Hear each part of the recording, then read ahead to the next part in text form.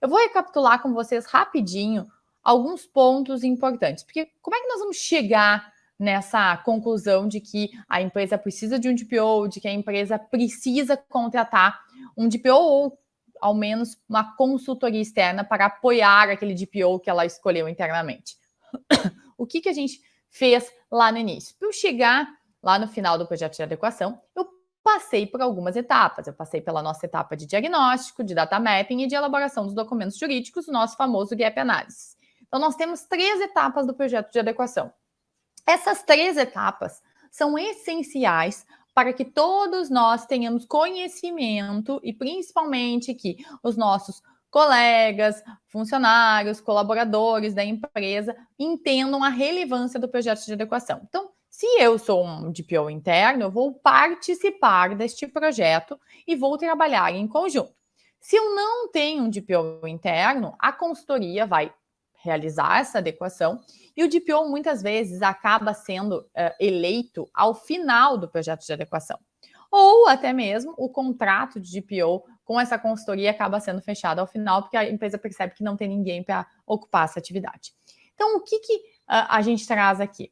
A gente tem que passar por essas etapas, lembrando que se nós temos um DPO escolhido desde o início do projeto de adequação, nós temos que realizar aí um termo de nomeação para esse DPO e principalmente que ele participe de todas as etapas do projeto de adequação. Isso é essencial.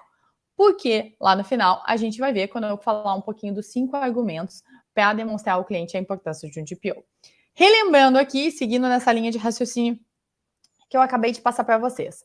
As 3 etapas do projeto de adequação, que contemplam o diagnóstico, data mapping e o gap analysis, o que tem em cada uma delas que tem a ver aí com o DPO? Primeiro ponto, diagnóstico. O que a gente faz no diagnóstico? Nós temos aquelas entrevistas para compreender os processos dentro dos setores da empresa.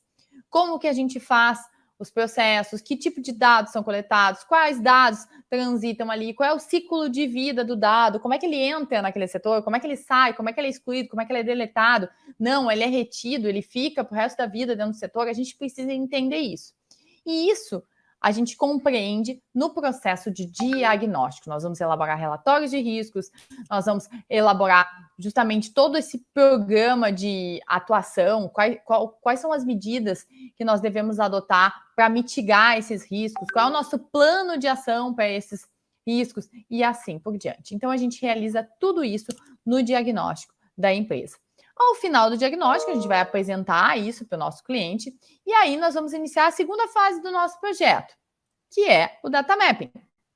Então, no data mapping eu vou elencar os dados tratados dentro da empresa, qual é a base legal, período de retenção, qual a finalidade, qual a fundamentação, tudo isso eu vou colocar no data mapping. Lembrando que o DPO está participando de todo esse projeto junto com a consultoria, ou então, se não tivermos no DPO, a gente vai realizar a indicação ao final. Mas é muito importante porque o DPO, ele é aquela pessoa que precisa compreender como que a empresa roda, como que a empresa funciona, como que os dados entram dentro da empresa, como que eles são tratados dentro da empresa e como que eles são excluídos ao final ao final do tratamento. Então, como que a gente faz isso? Eu preciso compreender. E isso é papel também do DPO. Por que ele precisa tanto saber disso? Porque ele vai utilizar essas informações para treinar, para mitigar os riscos indicados no diagnóstico. Então, vejam como, desde o início do projeto de adequação, o DPO ele tem um papel relevantíssimo. Quem vai ser o responsável por controlar a planilha com o plano de ação do diagnóstico, com todos os riscos, colocando ali o que vai ser feito para cada um deles? O DPO. Então, se a gente não tem um DPO, a gente já está aí com alguns problemas. Data mapping é a mesma coisa. Eu vou elencar os dados de cada setor. Quem vai acompanhar esse mapeamento? DPO, quem vai treinar as pessoas para realizar esse mapeamento, quem vai orientar, quem vai participar, sempre o DPO. Então, vocês vejam que tem aí uma situação muito relevante que precisa ser muito bem observada, né? Então, isso faz aí traz um impacto significativo. Então, o que tem lá no Data Map? A gente vai, obviamente, mapear todos os dados da empresa, a gente vai realizar o relatório de registro das operações de tratamento de dados, relembrando para quem já esqueceu, aquele relatório que a gente registra todas as atividades de tratamento dentro da empresa, que a gente vai literalmente colocar a planilha de data mapping em um relatório que vai ter aí a obrigação de ser atualizado constantemente por esse DPO. Então, de novo, olha a relevância do DPO, ele está novamente aparecendo num segundo momento, demonstrando que nós precisamos sim manter o projeto de adequação atualizado. Além da entrega do ROPA, que é o relatório de operações de tratamento de dados, o data mapping ele contempla todas as atividades e processos da empresa. Então, o que acontece? A empresa, ela obviamente ela é um organismo ali vivo que vai se movimentando, vai alterando processos, vai criando produtos novos, serviços novos, e para isso eu preciso manter constantemente atualizado o meu data mapping e o meu ROPA. Quem faz isso? O DPO, mais uma vez. Então vejam que o DPO ele está totalmente ligado a todo o projeto de adequação e a manutenção do projeto de adequação, que é isso que a gente vai falar um pouquinho mais à frente quando eu entrar aqui nos 5 argumentos para convencer o cliente de que ele precisa realmente de um DPO.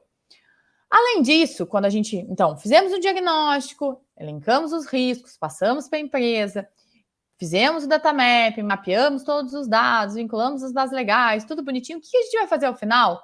A gente vai elaborar os documentos jurídicos. Quais são eles?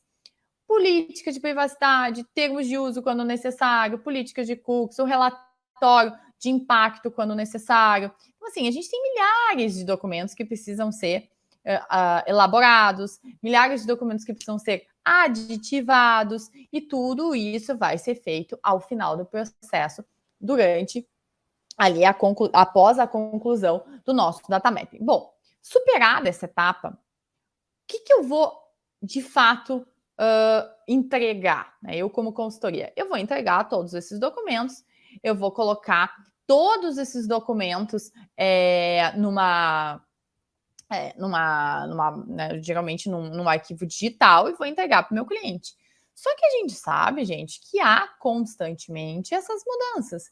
Então, esse cliente, ele vai ter que... Esse documento que eu entreguei hoje, daqui a um ano, talvez ele esteja defasado. E quem vai manter esse documento atualizado? O DPO. Então, elaborar as políticas internas de governança, de segurança da informação, né, de governança em relação à proteção de dados, avaliação e elaboração de documentos para adequação de site, avaliação de terceiros, de fornecedores que a gente vai contratar, que tipo de checklist de fornecedor eu vou ter, eu preciso ter isso muito claro, a criação do comitê de gestor de proteção de dados, o plano de incidente de segurança, quem vai capitanear um incidente de segurança? DPO.